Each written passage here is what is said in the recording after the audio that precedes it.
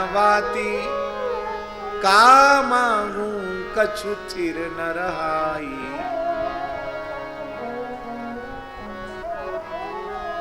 इसलिए प्रभु हमारा आपका यही संबंध ठीक है। हरि जननी मैं बालक तेरा, आप मेरी माँ हो, मैं आपका बालक हूं। इसी पद में व्यासी आगे कह रहे हैं कि कर गही केस करे जो घाता, तऊ न हेत उतारे माता, तऊ न हेत उतारे माता। हरि जननी में बालक तेरा।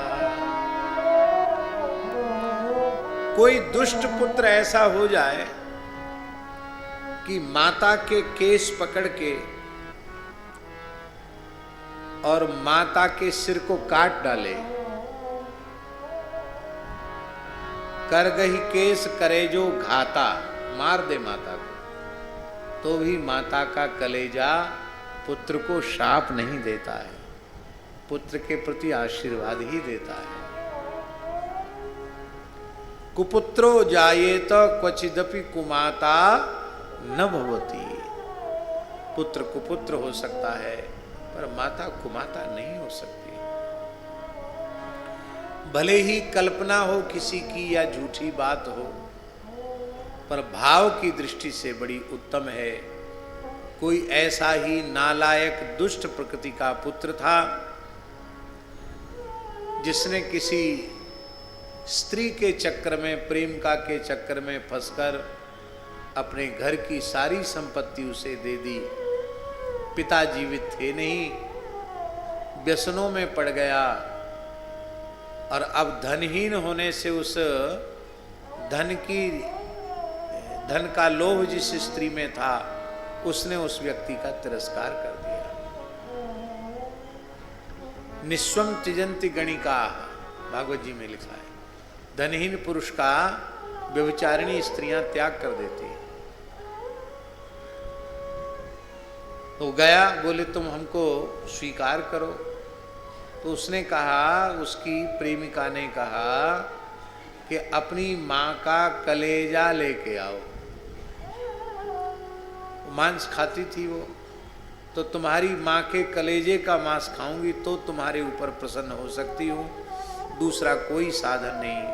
वह गया और उसने अपनी माता को चाकू से मार डाला। कलेजे का मांस थाली में रख के ला रहा था, बीच में ठोकर लगी, गिरा तो कलेजे से आवाज आई, बेटा चोट तो नहीं लगी। भले ही झूठी बात हो या किसी की कल्पना हो, लेकिन भाव यहाँ यह है कि जिस पुत्र ने अपनी माता के प्रति इस प्रकार का दुर्व्यवहार किया, उस माता के कलेजे में अपने पुत्र के प्रति कैसी ममता है। तो हे प्रभु, ये तो उस एक माँ की ममता का उदाहरण है। और आप वात्सल्य गुण के समुद्र हैं। आपके वात्सल्य गुण के समुद्र की एक बूंद नहीं, उस बूंद के 100वें हिस्से से पूरे ब्रह्मांड में वात्सल्य बटा है। सो आनंद सिंधु सुख राशि, सीकरते त्रैलोक सुपासी। एक सीकर माने एक बूंद जल के 100 हिस्से कर दिए जाएं, उनमें जो 100वां हिस्सा होगा उसको सीकर कर दें। तो वात्सल्य गुण के आप समुद्र हैं। वात्सल्य गुण की एक बूंद व्यासी, उसके 100वें हिस्से में से सबको वात्सल्य बटा है, मिला है। तो एक माता के हिस्से में कितना आया?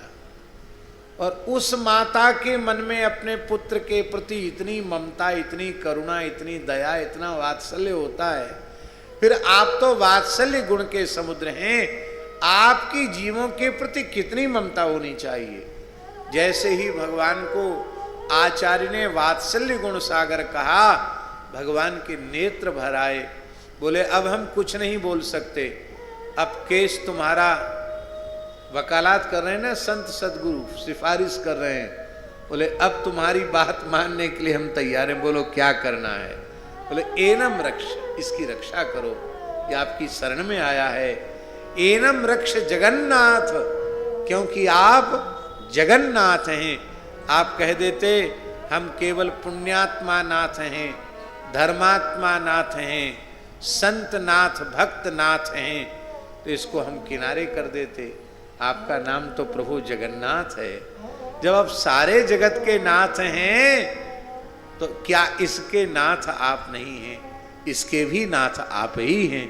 इसलिए एनम रक्ष जगन्नाथ बहुजन्मापराधिनम, अनेक जन्मों का अपराधी है, आप इसकी रक्षा कीजिए।